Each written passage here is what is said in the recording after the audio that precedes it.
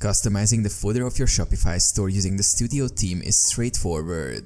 Here's a step-by-step guide.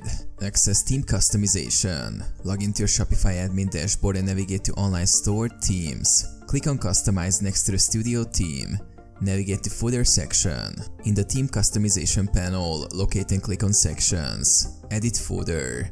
Look for the Footer section in the list of available sections. Click on it to access the customization options. Customize footer content. Within the footer customization options, you can typically edit various elements such as text, links, and layout.